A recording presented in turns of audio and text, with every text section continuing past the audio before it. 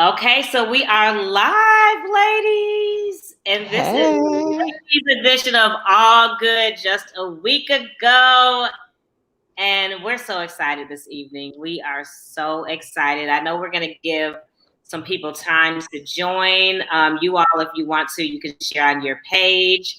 Normally with lives, people come in and out, and sometimes they watch afterwards. But either way, we're going to have a grand time. Okay. So I just want to welcome you all, and I want to introduce my good girlfriends. So you all know me, Erica, co-author of All Good Just a Week Ago, and you know Naisha. Hello, everyone. Say something. I'm just so glad to have these queens on tonight so we can just dive into some goodness. Yes. So what I want to do something like what Justin had us do when we did our book launch, and he had us, introduce each other by, how we knew each other. So I kind of want to do that for Eljae and Tiara, and feel free to add on. But when I first met Eljae, it was like at a college conference in Long Beach, and we found out we were sorors, and we like bonded right away, took pictures, and that was like early November or late October. And I mean, we hit it off so good that we ended up spending Thanksgiving together that year. We sure did.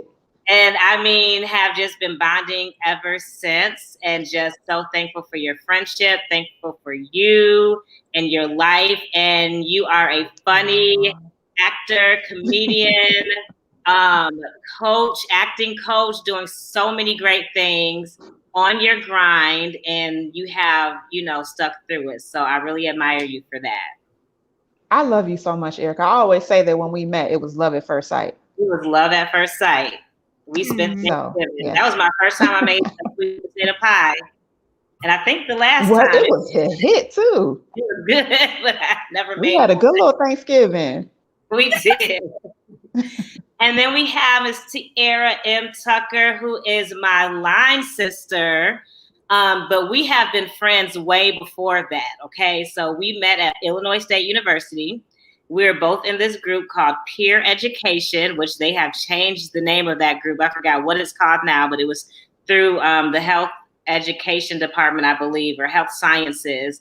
And so we used to have like these gazebos, y'all. We would like hand out like different stuff on health education. I won't even get into everything that we were handing out in college. I remember having to go to like a frat house and talking about safer sex, like all of these crazy things.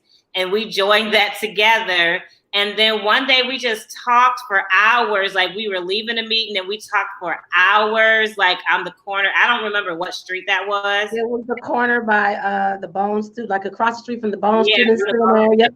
And we talked a long time, and Tiara told me about, what she wanted to do with her life. And I'll never forget, she was like, I want to be like Vivica Fox was, and two can play that game. That's how long we know each other, y'all.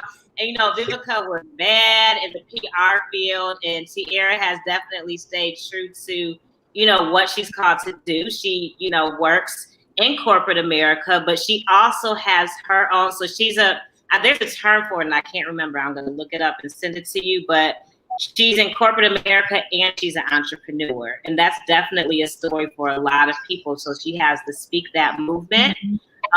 Which is coming up on the 10-year anniversary of that. She does public relations and communications, and she is just doing some amazing things. She was one of the first editors for Go For Yours, so she was actually the first person I told about Go For Yours. If you want to know some things that I have to take to the grave, you can either ask Tiara or Naisha, honestly. They have no story. You're gonna have to pay us for those. I told them because they were with me. Okay, y'all. Yeah, we have those kinds of stories. So just want to do some introductions, and thank you all for doing this. We're so excited to have you all, and we're just gonna dive right on in. And I don't want to keep you past. Well, it's 5:09 my time, so I don't want to keep you past between 6:30. We'll see how the vibe goes. So 60 to 90 minutes, and then we are okay. Okay. Thank you for having us.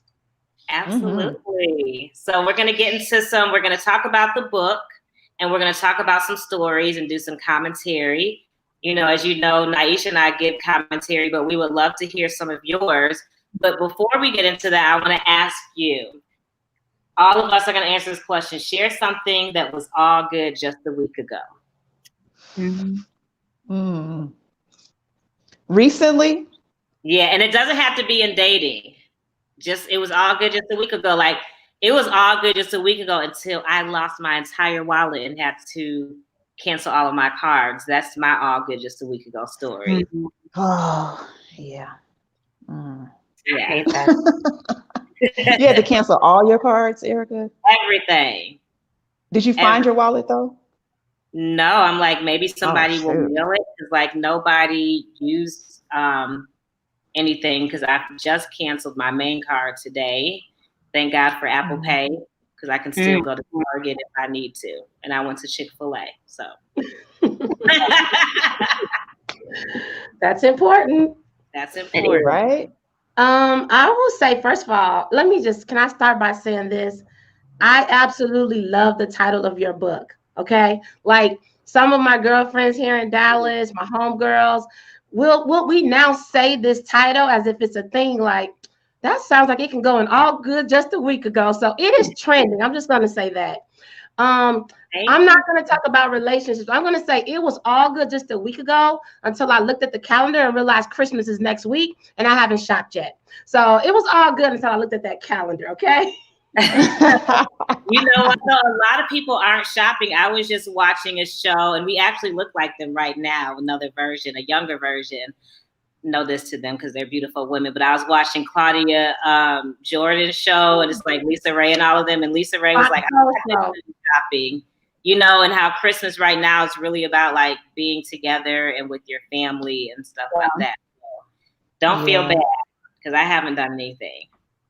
Nothing. Well, speaking of family, for me, it was all good just a week ago when my girls were here celebrating my birthday. You know, with COVID and us just being in the house, I feel so lonely and detached from my family. So yeah, it was really good to be around people that I love.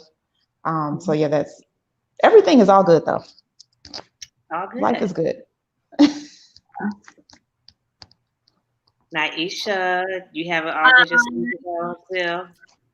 Yeah, I would say that it was all good just a week ago when my plant was thriving and doing its thing and looking real good. And now, like this week, she's looking a little sickly, but she's coming back around on the mend. So we're gonna get her back. So that's my all good just a week ago.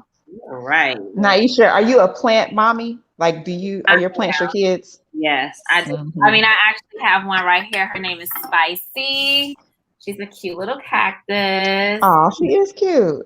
She's cute. She has many different labels. That's my boo. So yeah. I'm a horrible plant mom. I'm horrible. Yeah, we know. Listen, I try. Like in an ideal world, I would plant and I would have a garden and all of that stuff, but I don't know. Nidra says, "Hey, ladies." Hey, Nidra. And she also said, "Happy belated birthday, Eljae." Thank you, Nidra. Yeah, that'll be our first toast. I have my little glass of rosé. And my little water. Thank you. California Roots, which is like $5 at Target. And it's so good. I had never had it. So that's what I have, California Roots Rosé. You know, one of my favorite wines, if I might add it, is that Black Girl Magic by the McBride sisters out of California. Yes. I love that wine. I had it once. My sister wants that actually, but yeah. I haven't tried it yet. I hope they have it out here. They should. They have it at like Target and Ralph's out here. Oh, okay. Ralph's. And if you can order online. Nice. Yeah. So we're going to dig in to some of the stories tonight, y'all, because, you know, as Naisha and I, we have been on, I guess you could say, would you say it's our promo tour, Naisha? It's our digital promo tour. Our digital promo tour. And so everybody has been asking us about like Papi Chulo and Yaya from our stories. And so we've shared that so much that we figured, let's talk about some other stories to take the heat off of us, because we get Yeah, for sure. I was like, what? Those stories are so good though. Like, I'm really glad you guys started the book the way you did, because it really grabbed our attention and you told it from a very authentic place.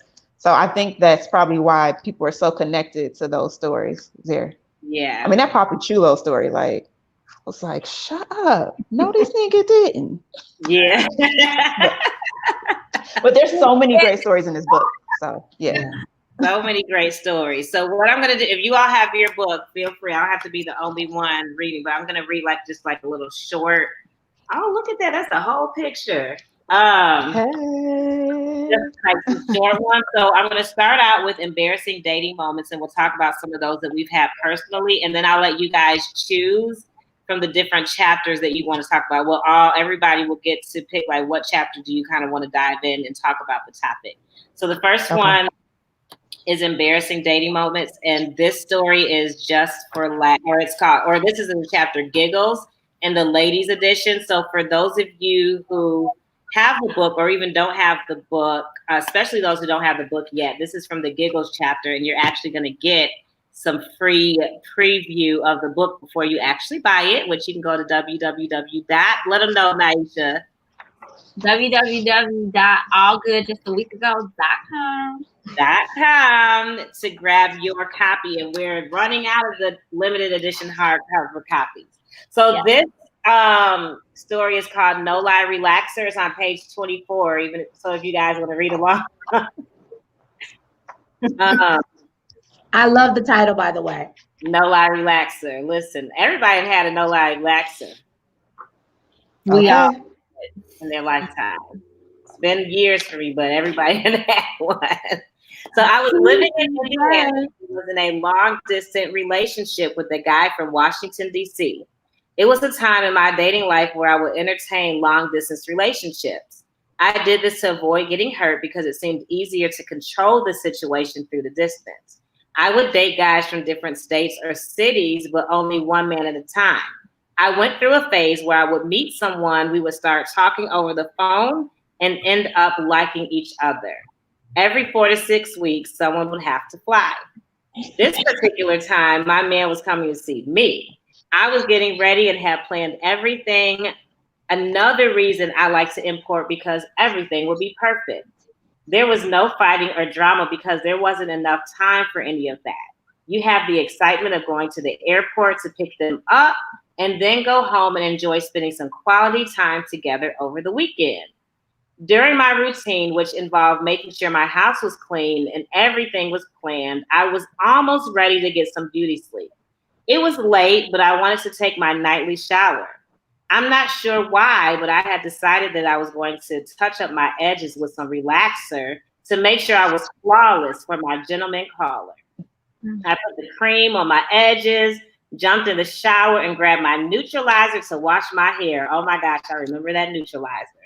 Something was different about my head. The way it felt was different. I looked at my hands and they were covered with hair. I pulled and started washing some more and the hair was coming out. At this point, I was in a complete panic. I opened the bathroom sliding glass door and looked on the countertop. Lo and behold, I was so sleepy that instead of having the relaxer, I used hair remover. The relaxer was just sitting there with the top still on. I put the hair remover, which was for my legs and armpits, on my head. I was slick bald around the edges. Good thing I had long enough hair to wear a scarf and make it look pretty. I could also wear a hat. In tears of laughter, I called one of my friends at 2 a.m. We both had a great laugh about this. When I went to pick up my date from the airport, I also told him about the incident. He found it hilarious. My edges eventually grew back, but that was such a horrific moment. Ooh, child, I would have wore head wraps the whole weekend.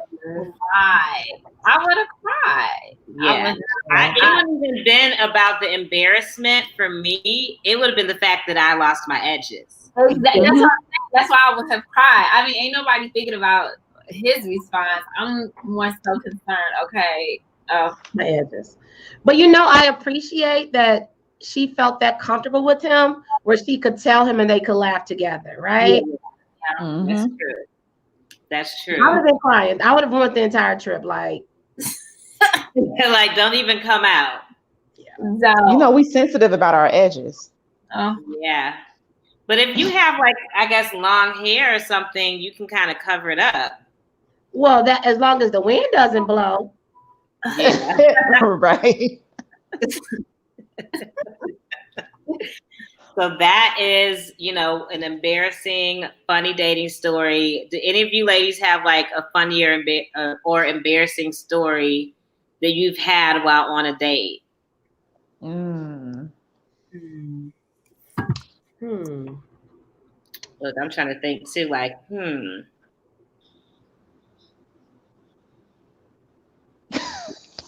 Nobody really has one, huh? Not one I want to share because it's that embarrassing. Yeah, I was just Eljae, swear to you, I was just sitting up here and I was like, you didn't want to share that? I do not want to be that candid on camera with the world. I mean, that's like an after show storytelling time. I want to hear your stories later. So. I feel like I remember other people's embarrassing moments. Like I've been on dates with guys and some stuff has gone down and they were super embarrassed and I was like over it, obviously. I remember being on a date with a guy I met on Match.com, and in the picture he was like super handsome, but when he showed up he had moles all over his face. And my response to not knowing that it was him was really, you could tell he was so embarrassed because he introduced himself and I was like, no, you don't understand. I'm waiting for someone else. I'm not waiting for you. I mean, literally like moles everywhere. So, but what about, so he catfished you. He catfished me. Yeah. So I left. I was like, I have a meeting I need to get to. I had a date with a clear face guy and I don't know who. Yeah. He was so embarrassed and I felt really bad. I don't know if you remember this, but I remember being in New Orleans. It was a bunch of, I don't know if it was me, it was one of us that sent like a selfie, like on accident. Do you remember that? With who? It was just like, I don't remember who it was. It like just sent a selfie on accident. And it was like, you know how you kind of like drop your phone? I kind of feel like what was it? I feel like I do remember that. Like it was one of those like almost butt down situations. Like what? Like I didn't mean to send you that.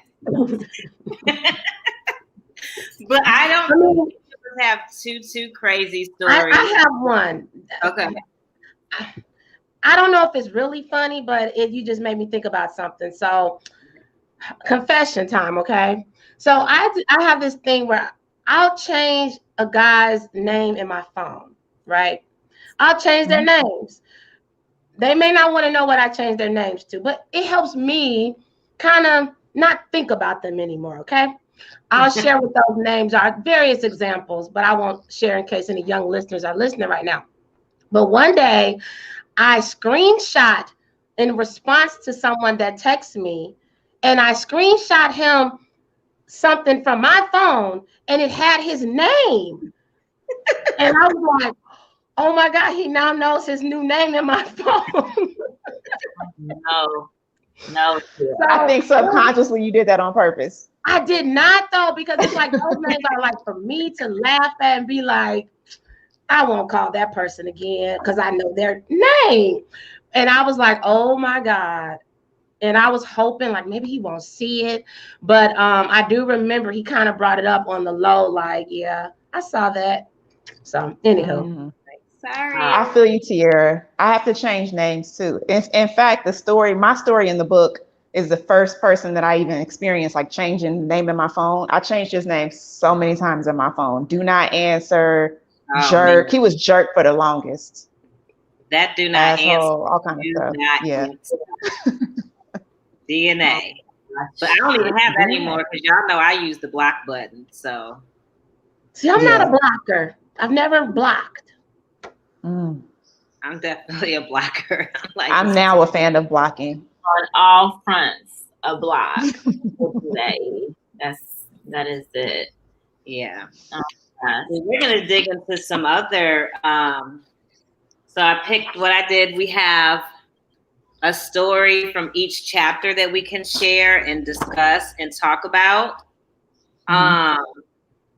So you all can pick a chapter. Naisha, you want to go first? Pick a topic, and then we'll share a quick story, and then we'll talk about it. Okay. Awesome. Well, I would like to go with the He Tried It chapter. Ooh, He Tried It. Oh, this story. So the story for that one is always keep a dime.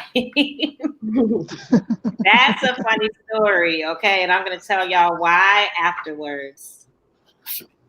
You want to read it? Nice, or you want me to read it? I can read it. Okay. So we are on page. Do any of y'all have to do this now? Like, ooh, like I'm doing that. That's what I'm over here yeah. I should put my contacts in. I should put my glasses on, but it reflects, so I'm going to have it up here like this. Don't. Okay. Always keep a dime. Before I get into this story, I have to let you know that the year was 1975. I was excited because I was finally going out on a date with my biggest crush. Y'all, he was so attractive to me. All the girls on my block had a crush on him too. We would sit outside my house on the steps talking about how handsome he was. Imagine how I felt when I was the lucky girl he asked out on a date.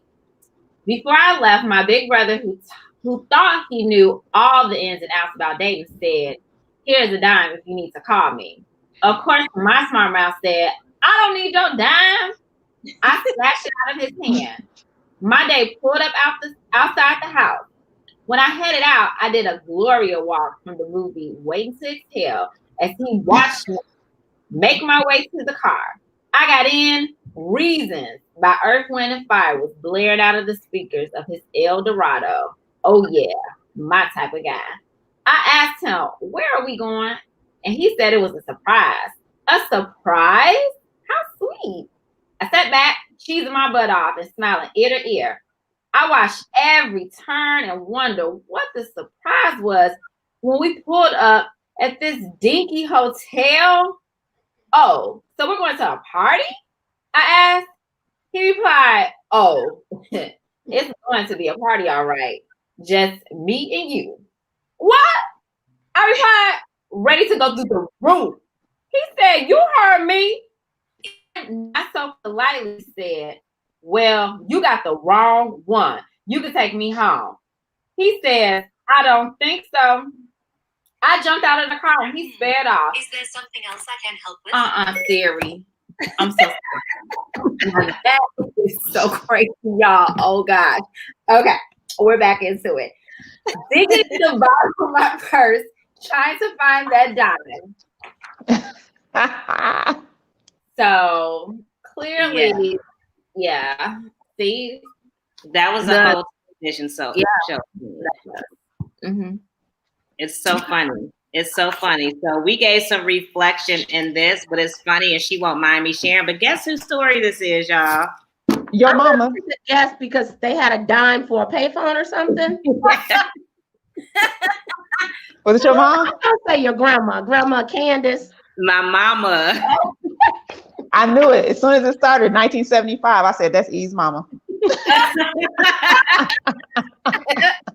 You know, we had to claim the year because it's like a dime.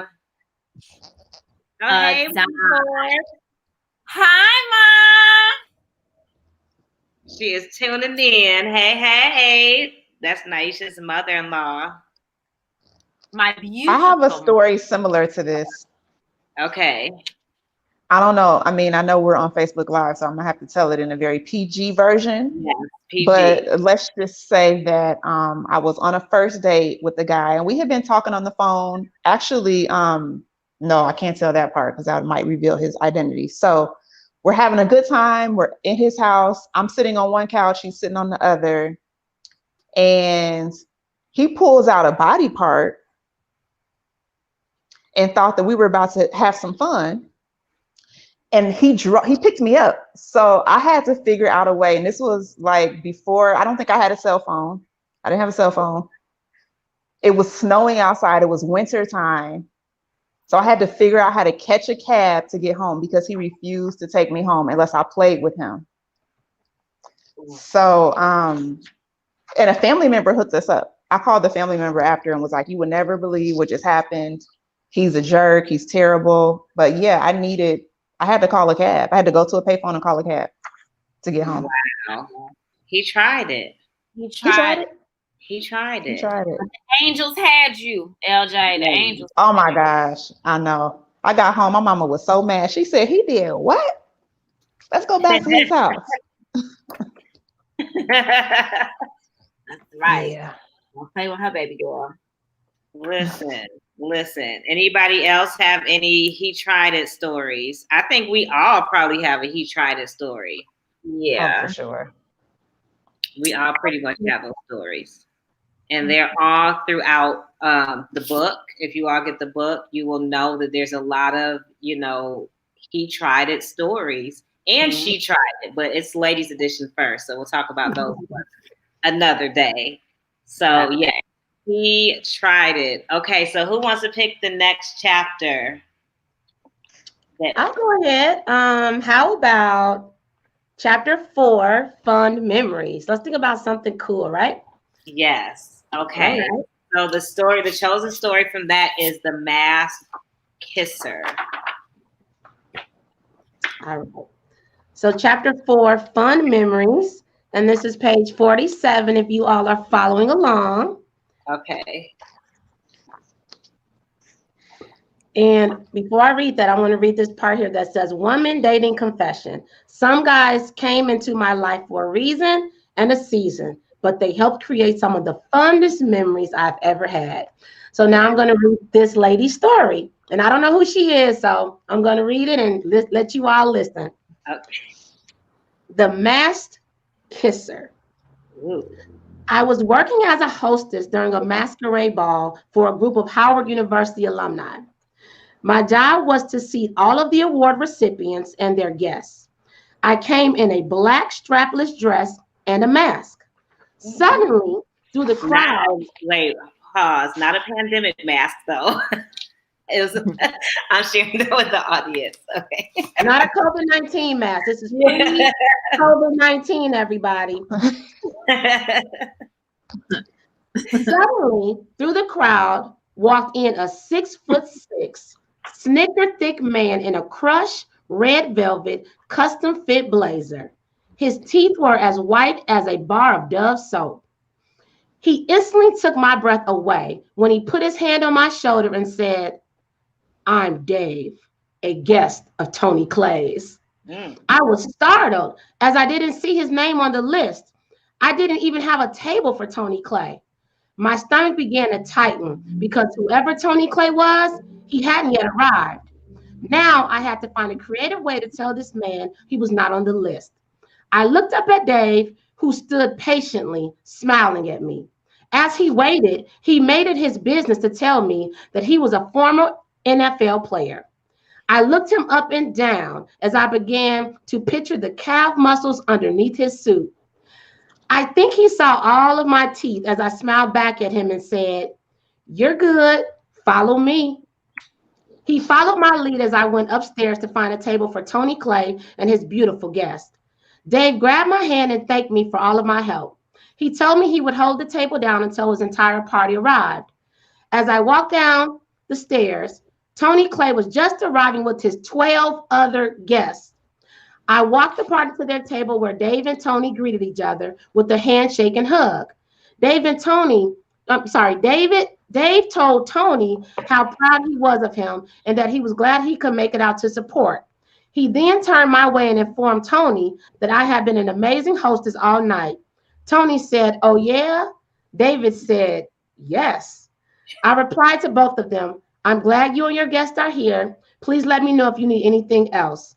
Dave replied, yeah, make sure you come back. He picked me up and kissed me on the cheek. As he gently put me down, he told me he wanted to see what I looked like under my mask. With his M&M skin tone pressed to my face, I melted like butter. I never uncovered my face, and I never found out Dave's last name. But he made my night. Every woman loves to be picked and admired. This wasn't a date, but definitely a moment to remember. Ah, that's a beautiful story. It's nice. Yeah. I like it. Yeah, you want to be, you want to be made to feel special, in moments, So I think that was just such a cute little ditty. Yeah, it was really, Cute really little ditty. cute little ditty. I love the way you talk, Naisha. Yeah, bless you. A cute little ditty. It was. Does Yeah, anybody it was a have cute little story. like a fond memory that they've had, whether it's on a date or with your current mate, any fond memories that you guys want to share? And even anyone in the audience. I have a real good one, actually. It's kind of recent. And this is just a good example of how when you get married, you should still be dating your spouse. Like, don't get stale.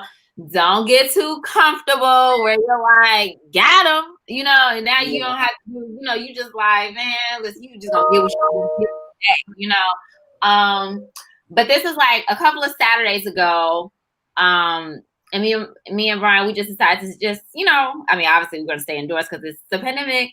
So, we were just, cooling out in the house. It was just like a day of just like snacking and eating, watching TV. We were just chilling out. He went to the store to go grab me some ice cream or some Utzi's salt and sour chips or something. I don't know.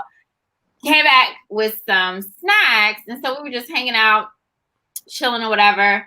And I had reached over and looked at the table and saw that there was a card there. It was a card on the table. My little I was like, where did this card come from? And it was just a really beautiful papyrus card that was just basically saying, like, I'm so thankful. You know how I feel about papyrus. Period gets me. I'm a Lisa Frank, girl from the 80s. So, I saw the card and I read it, and he just basically said, it's just so nice to just hang out with you on this Saturday and just enjoy each other's time. I love you, blah, blah, blah, some other nice stuff. And I was like, dog, like, it was such, in the, on the surface, it seems like such a small gesture, but that was just such like such a refreshing marital relationship moment, where I was just like, dog, we've been married for 3 years, but he's still very much courting me and still dating me, So, I think it's a good thing to be the wife and the girlfriend, be both, give them both of those, give them both of those layers, So that was my little fond memory moments with the husband. I love it. That's so sweet and thoughtful. And I would say I've been blessed to date guys that have done some very special things. So I'm grateful for that now. Now they probably did some bad things too, but at least they started off with special things. I think maybe I'll give 2 fun memories because these 2 people in particular did things that totally blew me away and surprised me. So years ago, I remember one basically planned and hosted a surprise birthday party for me. And Erica, you were there, and all my ships in Bloomington, Illinois. I did not have a clue that I was going to have a surprise birthday party. I was the one that was planning the event. So that was really a great memory, very special. And then I'll say in the Dallas life, I met a wonderful man. And I remember he was like, I want to plan your next birthday for you. And I'm like, okay, nobody had really planned like a birthday. And so he planned this really beautiful trip to San Francisco, California. We went to wine country. We ate great. I mean, it was a really beautiful time. And I was just very grateful because I didn't plan one moment of it. So we're not together anymore. So, again, it starts off great, but you ain't playing that either, huh? For y'all not to be together. Listen, it's all good. Like at least you got a trip to San Francisco. A reason and a season. Yeah. There's a fond memory in the book about a trip to San Francisco, which is crazy. That's so that's why I wanted to mention that, so people, I'm like, oh, that's her memory. I remember when I got my first like real job, when I was working in Chicago and I thought I was doing it, was assistant. I had the longest title ever. Okay, like it was like assistant director. I can't even remember the whole title. Like multicultural and leadership programming for blah blah blah blah blah. Okay, I don't even remember the whole title. It was that long. And I used to say I'm just assistant director, diversity and leadership, because it was so long. And I was dating a guy at the time, and we had like this Christmas event that he accompanied me to. And it was like all of my new coworkers and all of that. And so when we got there, he gifted me with like this plaque for my desk. And it had the whole title on that plaque, that long title on my plaque, or on the plaque. And I thought that was really, really sweet. Like that was a fond memory of somebody doing something really nice while I was dating them. Aw, that was sweet. I see. Yeah. I wonder where that plaque is. I don't know, but yeah. It's a memory too. Right. Do you have one, Eljae? Gosh, there are many fond memories, but I guess I should tell a fond memory of the relationship I'm currently in. One of our favorite memories together is one time we got up and decided we were just going to drive to Vegas. Like we didn't plan it. We just got on the road and drove to Vegas, and we had so much fun. It was completely unplanned. We had some funny experiences. We went to one of those meetings where you sit in the meeting and they give you all this free stuff. It was like for one of those like Wyndham or something. That was a whole movie script came of it. And we just always talk about how it's one of our most fun times together. And now recently we've moved to Vegas. Yeah. And I just feel like that was very like special that we did the trip to Vegas. That's one of our favorite memories. And now we live here. So I just enjoy, I think that when you're in relationship, it's so important to journey with the person, to really just let yourself go and see where the wind takes you, because you never know what could happen. And I really enjoy living my life that way. So I'm glad I have a partner that's the same. And you have a glow, Eljae. I see the glow. Yes. Thank you. I'm very happy. I am happy. You deserve it. Yes. Yes. Thank you. Right now. What'd you say? I said, how's the weather in Vegas? It's actually kind of cold, so I've had to order a winter coat. I'm kind of offended by that, but I mean, cold like 30s, 40s. This ain't Ohio cold. It's still cold. It's not, but even it's California cold. You know what I'm saying? Yeah. It's cold. That's what I'm saying. It's still cold. Ooh, no, thank you. Yeah. You're so spoiled, girl. It's snowing outside. It's a storm outside right now. Well, it was 75 degrees today. I miss LA right now. Right now, I miss LA because I needed to be 75 in December. Yeah. But I wouldn't mind some snow. I wouldn't mind snow for like a day. Like give me snow on Christmas Day that doesn't get smushy and dirty. Yeah. Mm-hmm. You want pretty snow. Okay. Yes. So it's Eljae's turn. Okay, so I think that I'm going to pick Married Men chapter. Ooh. Okay. That's a whole topic. It's a whole topic. Eljae said we're going to get straight to the tea. Okay. Why not? We have funny stories, and even he tried it. But this is definitely something that, we have to talk about because it's something that happens in dating. So the story we chose for that one is Table for Three. Table for Three. Okay, let's see. What page is that on? 95. Okay. Okay. Table for Three. Okay. I met this guy named Eric. who asked me on a date after a few phone conversations. Eric met me at a decent restaurant in downtown Seattle on a packed summer night in July. Looking back, I think it must have been something in my spirit that let me know this was no cause for excitement because despite the ambiance, I arrived wearing jeans, flats, and a graphic t-shirt. However, Eric came ready to impress and had on a fitted shirt revealing his muscles with slacks, loafers, and choker-style chain necklace. He ordered a glass of wine and engaged in deep conversation. As we were talking and enjoying the moment, things suddenly took a drastic turn. A woman walked towards us, whose boldness I could sense without her speaking, and proceeded to sit down at our table. I looked at Eric and noticed the disgruntled look on his face. I'm sorry. I'm so thrown off. Oh, shoot. Oh, I'm sorry. I skipped a sentence. Let me go back. She was smiling at us with beautiful teeth and deep-set brown eyes. I looked at Eric and noticed the disgruntled look on his face. I instantly knew this was an ambush, and this woman was here to crash our date. Before I could ask him who she was, she asked the same question of me. I sat there in silence, waiting to see what he was going to say to this woman. However, he sat there like a mute, and she then directed her attention towards me. She said, "Hello, I am Naomi, Eric's wife." Ooh. Seemingly, as soon as she spoke, Eric got upset and they began to argue. Naomi told him she was sick of his lies and deceit, and the way he responded to her was unbelievable. He began to yell and was extremely disrespectful. The more offenses Eric hurled at his wife, you would have thought she had hit him over his head.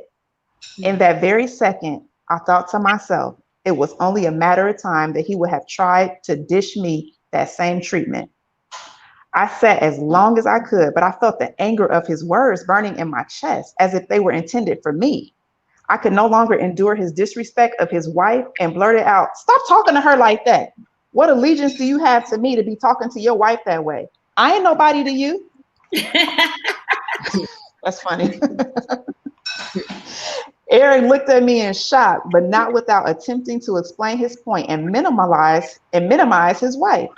The more he continued running his mouth, the more I felt my face twist up in disdain. Naomi began shaking her head in disbelief. She was muted by her surprise of being defended by her husband's potential fleeing. In mid-sentence, I stopped talking as I noticed my anger prevented me from seeing we had made a scene. I took it as a cue to excuse myself from the table, but not before I told Eric's wife I was sorry she had to endure him. From that day forward, I said not one more peep to Eric and walked out of that restaurant. Hours later that night, after I got out of the tub, my phone rang from an unknown number. I answered, and the woman on the other end said, "Hey, this is Naomi, Eric's wife. I just want to say thank you for what you said." After an unexpected 2-hour conversation discussing the drama of the day, time would reveal later that Eric's deceit was a blessing, and I gained a friend in an unorthodox way. Yep, you guessed it. After 13 years and Naomi's quick divorce, she has remained one of my closest friends to this present day. Wow, what a turn of events. Right. What'd you say? Crazy. And I like most of the times women would be like, what, like would be on the man's side. Mm-hmm. That's what you called hashtag woman empowerment, okay? Like, yes. Let me be my sister's keeper right now. Yes. Yeah. I have a similar story. One of my closest friends, we're friends because the guy was dating both of us in college. And so we found out, of course, at first we were about to go at each other. And she ended up sitting in our dorm room and talking to us for hours and crying about him. And I was consoling her, even though I really liked him too. And we're the closest of friends to this day. I mean, she's getting married in February. And it's funny. Someone else. Yeah. But it's funny how women can do that. You know what I'm saying? Like something as huge as I'm dating your husband and I didn't know it could bring us together to be close friends. Yeah. Yeah, that's so deep though. Dude was bold, wasn't it? It's very deep. And so I want to, as we end our discussion tonight, just briefly talk about that, because that's a whole chapter, married men, that women who are single, like there's a lot of married men who will prey on single women for various reasons. So my question first, as it relates to this topic, because we give commentary and we go in on some of these men. Tiff said, our little sister Tiff said, y'all didn't go in enough on some of these people because, they were just trifling. But so that's why we wanted to create this space where everybody can talk about these stories. And so with like the married men, it is just something that I have seen, and even as a single woman have experienced married men, who have tried to prey on me or who have tried to prey on my friends. And it's something that is just like you don't want to touch at all, that you want to just run away from. So does anybody have, any insight on that? And even not even necessarily stories, but insight. And why do you think that there's so many married men that are out here trying to prey on single people? Well, I do have a little bit to say on this topic. I don't know why men prey on single. I can't figure that one out, because you already got a prize at home. One of my stories in the book is the married men chapter, and at one point in my life, I will be extremely embarrassed to say that I dated a married man, but let me just say that I didn't. When we first met, he told me that he was separated and going through a divorce. Okay, that's red flag number one. So if you are watching this and you are single and a man tells you he is separated, honey, run. Okay, because that means he's still married. Yeah. And I knew better. And I think that, I was in my 20s. I was young. I chose to still pursue him because I was very attracted to him, and I was very lonely and very single in the city. And so I just really hoped and believed that what he told me about getting a divorce was true. Fast forward to the story in the book, which I'm not going to tell you which one it was, but he didn't get a divorce like he said he was. And I think that as women, we oftentimes let our guards down because out of desperation and out of being lonely, instead of just really taking the time when we're single to love ourselves, to get to know ourselves, to build ourselves up, and never, ever to settle, because that at the end of the day, whether he's divorced, whether he's separated or not, that's still somebody else's husband. And you don't want the karma that comes with that. So I definitely learned my lesson then. Don't ever date a married man. You definitely, whether he tell you he is or not. Oh my God. And the crazy thing too is, what we've seen is married men will talk their wife down. And so this is why I love this story, because he would have talked that woman down and made it seem like she was broke and disgusted, all of that stuff, tore up. But she was able to see for herself, because if she wasn't, he would have pretty much said, she's this, she's not that. You know what I mean? And also understanding that if he's saying this, the woman is probably like, we got to pray for her, because it's like, you got to deal with this. You got kids with this. Yeah. What? That part. So many men, I've seen it before. Like, I'm not happy, and I only got married because of the kid. We have some stories like that in the book. I only got married because we had kids together, and you don't even want that kind of man anyway. So Nope. So because he's essentially letting you know out the gate that he's dysfunctional and that his life has no structure. So that will then bring destruction to your current situation, and it can manifest into so many different things. Like, why bother? Why bother? Yeah. And then it can make you question the loyalty, right? What'd you say, Tiara? It can make you question the loyalty, right? Like, yeah. Well, they have none. There's, none. Speaking of married men, so Eljae, you haven't joined yet, and I'm gonna need you to. But there was on what's the new app? I can't even think of the name. Clubhouse. there is actually well, it wasn't a club, but it was a discussion about why women love to be side chicks. Why women today would love to be side chicks. So I feel like too, women make it easy for men to do these things because we are those, godly, amazing women, wife material, all of this. For every one of those women, there's 3 or more that are willing to be a side chick because they think that that's what they want.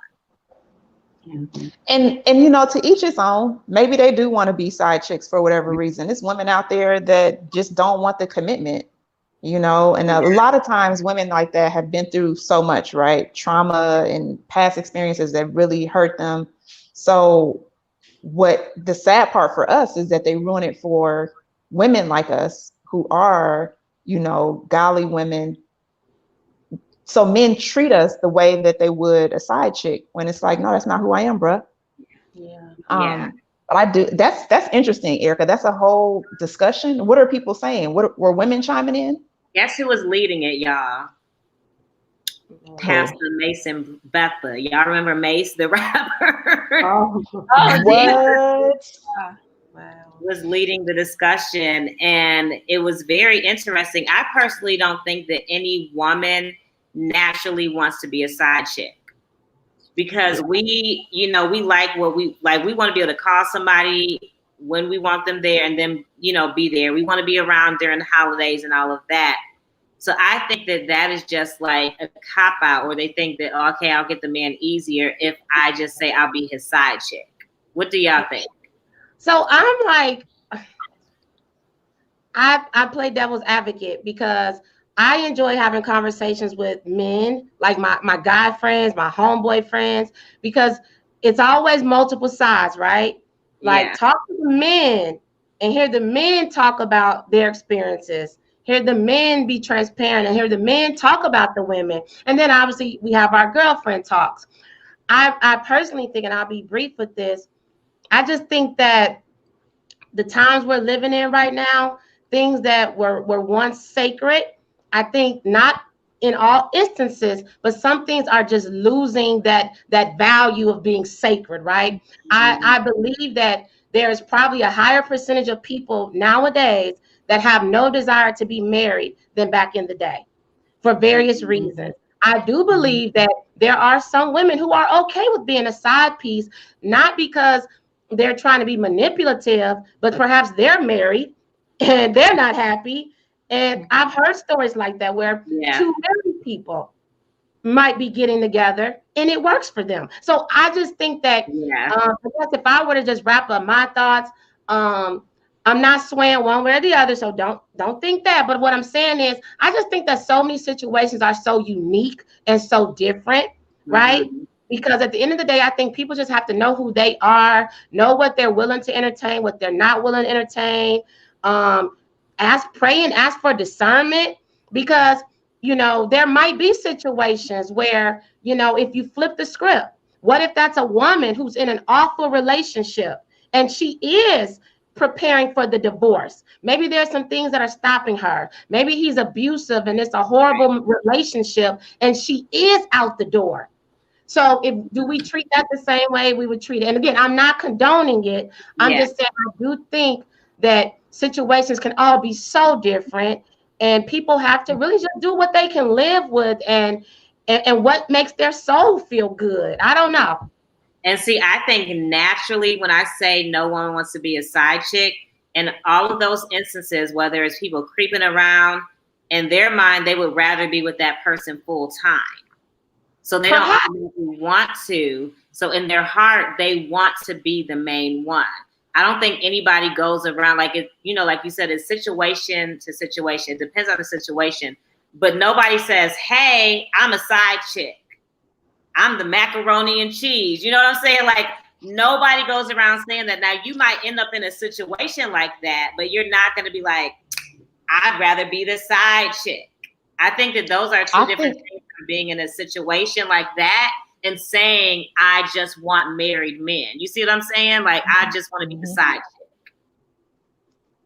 And Erica, I think that there are women out there that do just want to be the side chick. I believe And like that. I said, I think that they're messed up, you know, from trauma and stuff.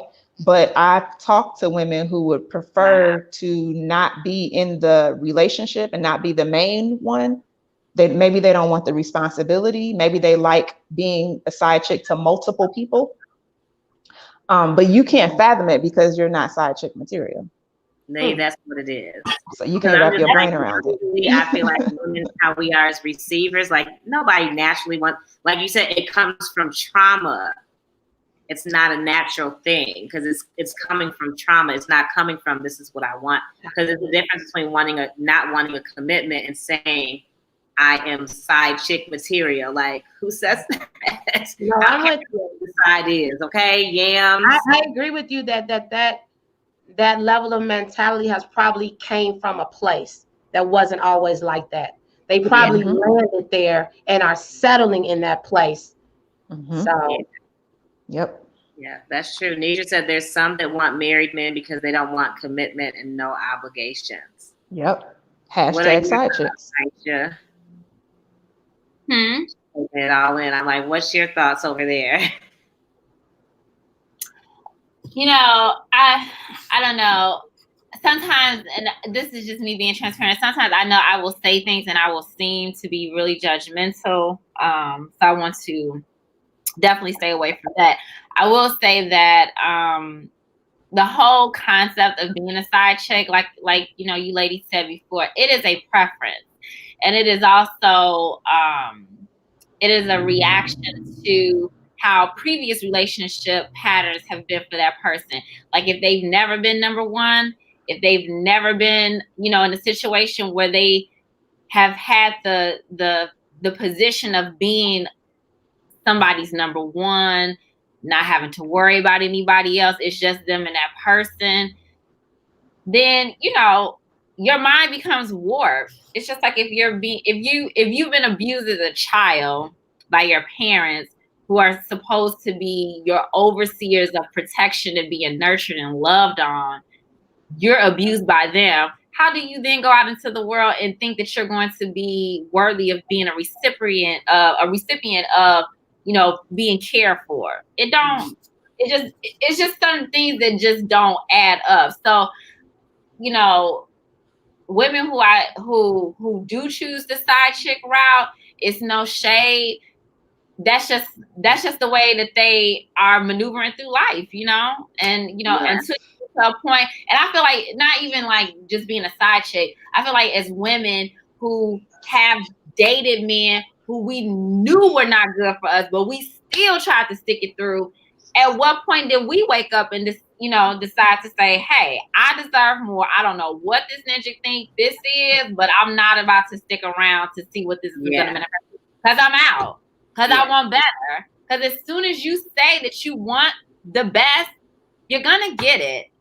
God, you know, you can't play that tango with him because he don't even roll like that. So if you are saying like, look, I am committed to, you know, only bringing in what's going to be good for me, be true to me, nothing else, you might be single for a little bit.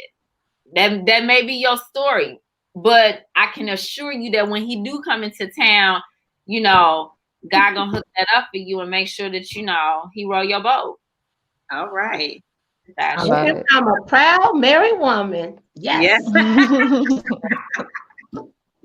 Like I tell people, I am no relationship guru. I'm just happily married, but I am no relationship guru. But you know, I think it's growing pains. We've all gone through it. And I can't stand married folk that be like, a girl, I'm married. I know it all. No, you don't. No, you don't. You don't. You don't know it all. You want to know why? Because nobody does. And you mess up. And you gonna mess up some more. You gonna mess up. You gonna mess up. So, you know. I agree. And one last thing on that. I think, too, the men, like, I feel like they are making women feel like that's what they need to be, and they're playing that at their advantage. So maybe even with this conversation about wanting to be the side chick, maybe they're like, I know that somebody like Mace or whoever is in this room, so I want him to know I'm okay with being a side chick. You know what I mean? Like it's so many different reasons and just so much happening out in this world, y'all.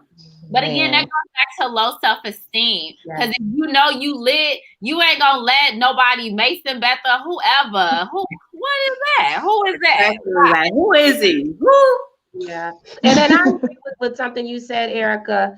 If you line up 10 side pieces that are boldly, unapologetically declaring their side chicks, let them find a good man that want to be committed and treat them well and be loyal. Yeah. They will remove that hashtag and they will be a happily married, committed woman. Yes. Do y'all think you could turn the side chick I agree.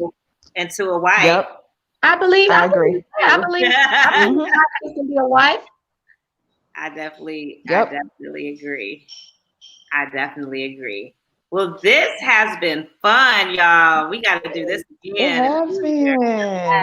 I'm so proud of Naisha and Eric. I'm proud of both of you for writing this book. This juicy. Like, if you are watching this and you don't have this book, please order it. Where do they get the book, guys? Because it's so good. Where they get it? Can I do it? www.allgoodjustaweekago.com. Can I add something too? I want to piggyback off of Eljae. Like, seriously, ladies, congratulations and kudos to you, because in the middle of a pandemic, you ladies bonded even more. You already have an amazing friendship and you have created something. And what I love about the book, for those of you out there that are listening or watching, maybe you don't have the book yet, it's more than just funny stories or, you know, emotional or traumatic stories, but there's a reflection after every story that'll really make you think. And the book also, I think it has this amazing undertone of inspiration and hope. So I would just encourage all of you. My niece has the book. I just would encourage you all, like, grab the book. It's a great Christmas present. This is not a sales pitch. Being honest, and share it with the young women in your life, right? Let them see and hear these real life examples now, so that when they are confronted by them, they can be like, hold on a minute, I read that in chapter 5, you know. Yeah, absolutely, because we do not want them to have to go through these same experiences. No. And and just to close out too, I think one of the things that was really important to me and Ian writing this book is that we did not want to give formulas, because there's no formula to perfecting a relationship. That is silly, because everybody is different. That's the blessing of being, an individual. You're going to have your own journey, and what worked for Samantha or, Stella or Andy or whoever the case, it ain't going to work for you. And we talk about, like, for example, and you're going to have to get the book if you want to know more about it, if you want to hear my take on the Sierra's prayer, because so many people, when she got with Russell, was like, oh my God, girl, what was the prayer? I need to know. What's the Sierra prayer? And it's like, oh, not to call nobody no fool. I take it back. Listen, person. The Sierra prayer works for Sierra because it was her prayer. You can't pray that prayer and think that you're going to get a Russell. Do you think the Sierra prayer worked for Tiara? You kind of rhyme. I mean, it's worth a shot. No. Because you didn't deal with a future, first of all. So if you leave a future and you have a kid with a future, that's a different prayer. So that's never happened with you. Like, she had to pray. She probably had to get full deliverance from that. No debt. Yeah. And she changed up her pattern. She did the wait. She was celibate. Her Russell, that was their whole journey that we didn't do. We waited until we got married to do our thing. And they were meant to be. I think that's what people miss. Yeah. There is a man out there and a woman out there designed for you. Yeah. You. Yep. It's yours. Yeah. Literally. My mother-in-law says all the time, I gave birth to Brian for you, because that's him. That's it. That was my person, and everybody got their person. So in knowing that, and that is an assured promise to you, you don't have to settle. You can legit wait for your person and be lit. And be lit. You can do that. And be lit. That's a nice t-shirt, ladies. You need a shirt that says wait and be lit. Ooh, I like that. You know what? It's so crazy. I'm about to put that. Naisha just caught the spirit on that one. A little bit. I had to take it back, Eljae, okay? Because that was good, T. That was good. Yeah. So, That was good. And I love in the book because you see Naisha's journey, because we share that story in the beginning of the book of the smooth operator, but then we have married couples share their story. So she shares her story of how she met her husband, and we talk about the ways.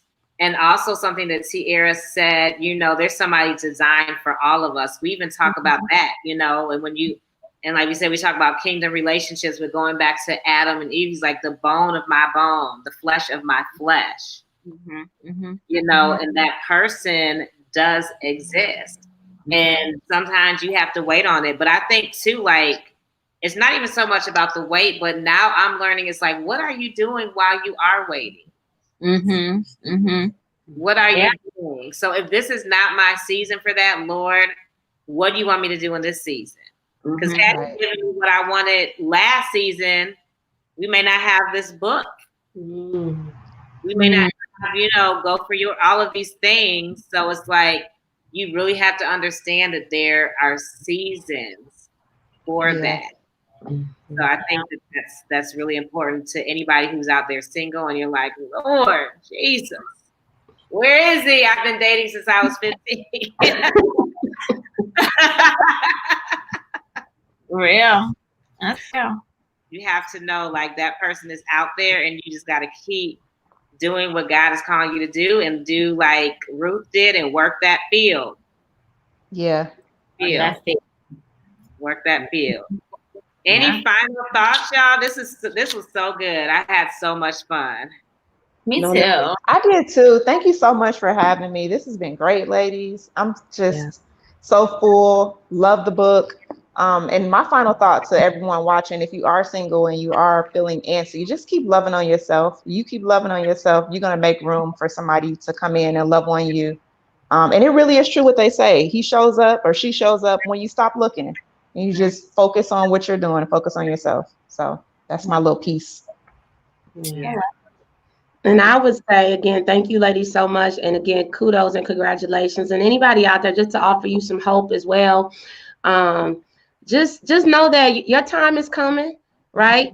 It won't be a minute late, a second late. But like Eljae said and everybody else, what are you doing while you're waiting? If you want to be a wife, how are you preparing to be a wife, right? Like, are there things that you need to work on? You're asking, Lord, I hope I get this dream home. Well, are you prepared to get the dream home? You might say, everything that you're wanting, can you provide it? Right? So just start internalizing and focusing on who you are and who you want to be, and you make your dreams a reality, and you be the light, and you be that person where you're attracting what you desire, right? Because I think some women are living this fantasy, right? Well, he's just going to want me because I'm beautiful. It's a lot of beautiful women. He's just going to want me because I'm educated. Well, a lot of women are educated.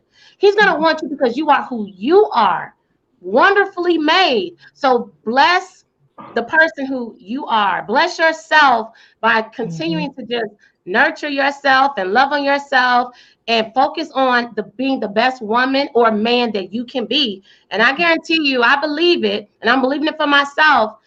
Everything happens when it's supposed to. Just be patient, be prayerful, and it's coming. And invite us to the wedding too. If you learn something from this, invite us to the wedding. That was good. Thank you. That was really good. I guess I would say it's just one, to women who are out there waiting, just first, you're not alone in the wait. You are definitely not alone. And also, I believe that God is changing the narrative. And so I'm going to say this because I know that everybody that's watching is probably a Black woman who's waiting. And I believe that God is changing the narrative for Black women. Do not believe the lies that are told, you're not good enough. Black women are hard to deal with. Don't believe the lies, and be very careful about the words that you speak about yourself, because a lot of times we can speak ourselves out of, like Tiara says, you better speak that. And if you speak the wrong thing, you can speak yourself out of your blessing. Like, it says in scripture, life and death are in the power of the tongue. So make sure that when you wake up, I'm everything that God has called me to be. Nothing will miss me. If it's meant for me to have, it won't miss me. It will not pass me by. And really, really, and that's something that I will be honest, there's some nights that I do say, Lord, is this going to be, do I just need to be happy with this? And then I have to say the devil was a lie. Exactly. So you have to really speak that. And that's what we want you all to know. Like, you're not in this journey alone. And I believe that God is changing the narrative. Men are waking up. The godly men are waking up, and they are out there. So don't believe that false narrative about yourself or men. Yeah. That's good. That's good. Yeah. Anything you want to share, Naisha? Girl, I have said enough. Okay. And just don't settle. Just don't settle. Don't settle, y'all. And I'm going to make this quick because I said I didn't have anything to say, but I do want to share this. In the word, our lives are described as being a vapor, a mist, kind of like you're here today, gone tomorrow type of thing. Like, you just don't never know. So why not position yourself to just receive the goodness?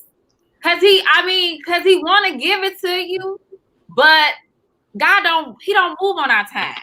No. It's so all about him, and you really got to get comfortable with that, because he's not going to be late. He ain't never going to be late. It's not on time for you in your time frame, okay? But if he give you the blessing too soon, you ain't going to know what to do with it. You going to mess it up, and then you going to have to come back to him and ask him to fix the thing because it's broke, because you wasn't ready. Same thing with the relationships. You get your man, you get your queen right now, and you not prepared. You didn't do your homework. You still toe up. You still dealing with daddy issues. You still you dealing with stuff. You ain't worked that stuff out yet. Because when you want to get to that place, you want to come to your person as a whole being. I hate when people be like, this is my better half. Why are you not a whole person? He ain't a better half of nothing, because he got a whole woman and he's a whole man. We're two whole people. There's no halves or anything. So just get ready. Get ready to walk into it, because it's coming. The man, the woman, the job, the opportunities, like all of that is on its way. Because he's getting ready. Yeah, you're getting ready. We're all getting ready for it, because it's a time that we're moving into like an overflow of grace and an overflow of goodness, and not to even turn this into like a whole nother type of topic, but we really are in such a critical time right now, and you can really choose to work this pandemic out, in a favorable situation for you, rather than it being a time and a season of devastation. Even with all that's going around us, like, we still have so much to be grateful for. So I just want to encourage people not to settle, because if you settle, you're going to play yourself. And I can assure you, you do not want to live the remaining of your days on this earth being in a situation where you stuck. Whack. Way to be lit. And on that note, we will call it a night. Cheers, ladies. Cheers. Cheers, ladies. Love y'all. Thank you all so much. I'm going to end the front.